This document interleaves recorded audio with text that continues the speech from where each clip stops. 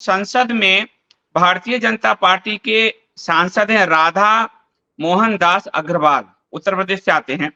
उन्होंने जो भारत सरकार, क्योंकि आपने योजनाओं की बात की है, भारत सरकार की योजनाओं में मुसलमानों का जो फायदा है वो परसेंटेज में बता देता हूं। जनधन योजना 42% मुसलमान बेनिफिशियरी हैं। प्रधानमंत्री आवास योजना 31% मुसलमान बेनिफिशियरी हैं। उज्ज्वला योजना 37% मुसलमान बेनिफिशियरी हैं। मुद्रा योजना जो सब पैसे खा गए 36% मुसलमान बेनिफिशियरी हैं। स्किल डेवलपमेंट 23% मुसलमान बेनिफिशियरी हैं। प्रधानमंत्री एम्प्लॉयमेंट योजना 70% मुसलमान बेनिफिशियरी हैं।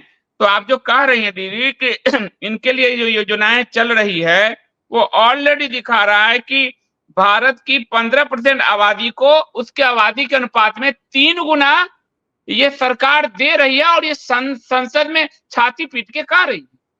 एक और बात मैं आपको बताऊं, अभी 2 दिन पहले ही एक लंबी स्टडी छपी है, शायद इंडियन एक्सप्रेस में ही, कि पावर्टी रेट जो कम हुआ है, ये इंडियन एक्सप्रेस का आर्टिकल है।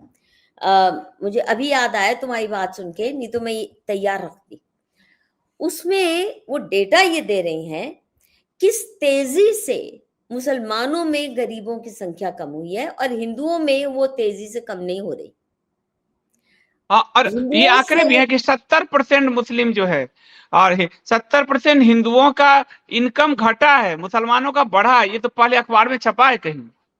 पूरी स्टडी है, बहुत डिटेल में दी है कि रूरल अर्बन हिंदू मुस्लिम कम्युनिटीज को लेके किस तेजी से मुसलमानों में गरीबी कम हुई है और हिंदुओं में उल्टा हो रहा है, क्योंकि बहुत सी चीजें वहां लुटाई जा रही हैं और हमारे पैसों से ही तो लुटाई जा रही है।